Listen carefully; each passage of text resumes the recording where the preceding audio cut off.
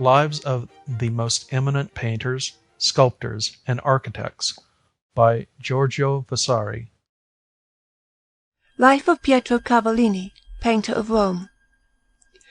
For many centuries Rome had been deprived not only of fine letters and of the glory of arms, but also of all the sciences and fine arts, when, by the will of God, there was born therein Pietro Cavallini, in those times when Giorgio, having, it may be said, restored painting to life, was holding the sovereignty among the painters in Italy.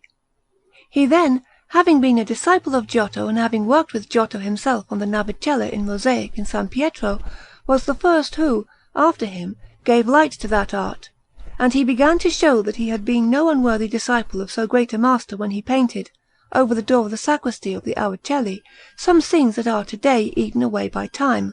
and very many works coloured in fresco throughout the whole Church of Santa Maria di Trastevere.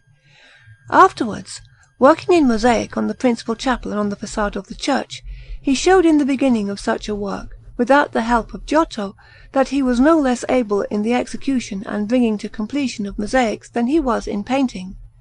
Making many scenes in fresco also, in the Church of San Grisogono, he strove to make himself known both as the best disciple of Giotto and as a good craftsman.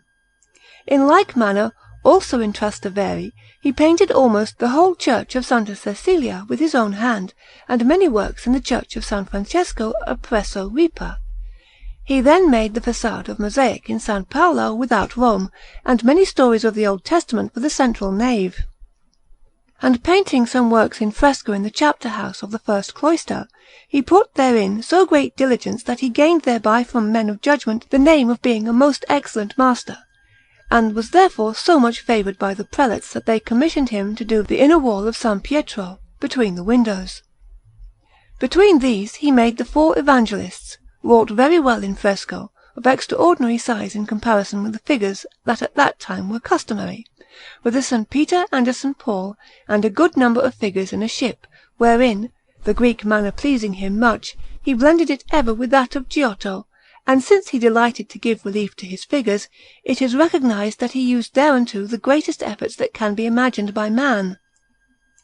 But the best work that he made in that city was in the said Church of Araceli on the Campidoglio, where he painted in fresco, on the vaulting of the principal apse, the Madonna with the Child in her arms, surrounded by a circle of sunlight, and beneath this the Emperor Octavian, to whom the Tiburtine Sibyl is showing Jesus Christ, and he is adoring him. And the figures in this work, as it has been said in other places, have been much better preserved than the others, because those that are on the vaulting are less injured by dust than those that are made on the walls. After these works Pietro went to Tuscany in order to see the works of the other disciples of his master Giotto and those of Giotto himself, and with this occasion he painted many figures in San Marco in Florence which are not seen to-day, the church having been whitewashed, except the Annunciation, which stands covered beside the principal door of the church. In St. Basilio also, in the Canto alla Macine, he made another Annunciation in fresco on a wall, so like to that which he had made before in San Marco, and to another one that is in Florence, that some believe, and not without probability, that they are all by the hand of this Pietro, and in truth they could not be more like, one to another, than they are. Among the figures that he made in the said San Marco in Florence was the portrait of Pope Urban V from the life, with the heads of St. Peter and St. Paul, from which portrait Frate Giovanni da Fiesole copied that one which is in a panel in San Domenico, also of Fiesole, and that was no small good fortune, seeing that the portrait which was in San Marco and many other figures that were about the church in fresco were covered with whitewash, as it has been said, when the convent was taken from the monks who occupied it before and given to the preaching friars, the whole being whitewashed with little attention and consideration. Passing afterwards, in returning to Rome, through Assisi, not only in order to see those buildings and those notable works made there by his master and by some of his fellow disciples, but also to leave something there by his own hand, he painted in fresco in the lower Church of San Francesco, namely in the transept, that is on the side of the sacristy, a crucifixion of Jesus Christ, with men on horseback, armed in various fashions, and with many varied and extravagant costumes of diverse foreign peoples.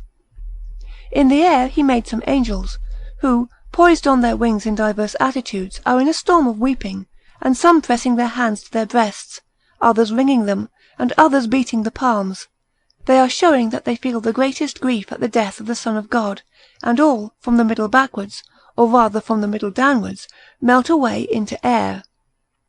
In this work, well executed in the colouring, which is fresh and vivacious, and so well contrived in the junctions of the plaster that the work appears all made in one day, I have found the coat of the arms of Gualtieri, Duke of Athens, but by reason of there not being either a date or other writing there, I cannot affirm that it was caused to be made by him. I say, however, that besides the firm belief of everyone that it is by the hand of Pietro, the manner could not be more like his than it is, not to mention that it may be believed, this painter having lived at the time when Duke Gualtieri was in Italy, that it was made by Pietro as well as by the order of the said Duke. At least, let everyone think as he pleases. The work, as ancient, is worthy of nothing but praise, and the manner, besides the public voice, shows that it is by the hand of this man.